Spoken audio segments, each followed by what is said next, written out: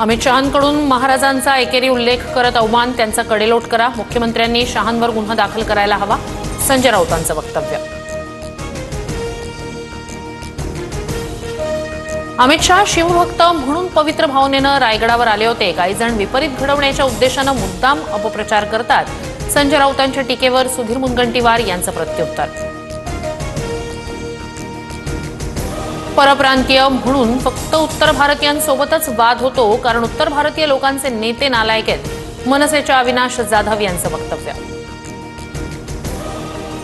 मनसेचं frustration आता सगळ्यांना दिसतंय. गुणरत्न सदावर्ते यांनी मनसेला डिवचलं, तर मी कोणत्याही भाषेत बोलणार, सदावर्तेंचं वक्तव्य. जळगाव जिल्ह्यात वादळी वाऱ्यासह जोरदार गारपीट. गारपिटीमुळे अनेक भागातील शेती पिकांचं मोठ्या प्रमाणात नुकसान. जुन्नर तालुक्यातील अनेक गावांना अवकाळी पावसाचा फटका. अवकाळी पावसामुळे द्राक्ष आंबा बागांचं मोठ्या प्रमाणात नुकसान. नुकसान भरपाई देण्याची मागणी. यंदा देशभरात सरासरीच्या 103% पाऊस पडण्याची शक्यता. खासगी हवामान संस्था स्कायमेटचा अंदाज जाहीर. महाराष्ट्र, मध्य प्रदेश आणि दक्षिण भारतात समाधानकारक पाऊस.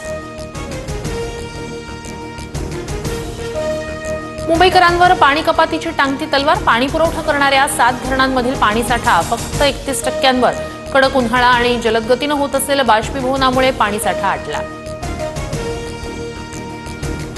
सागरी सुरक्षा दलाकडून उरणच्या पीरवाडी समुद्रात अडकलेल्या 4 पर्यटकांची सुटका. समुद्र किनाऱ्यापासून 300 मीटर अंतरावरील खडकावर हे 4 तरुण अडकले होते. सायन पनवेल मार्गावर मोठ्या प्रमाणात वाहतूक कोंडी. वीकेंडमुळे बेलापूरपासून नेरूळपर्यंत वाहतूक कोंडी.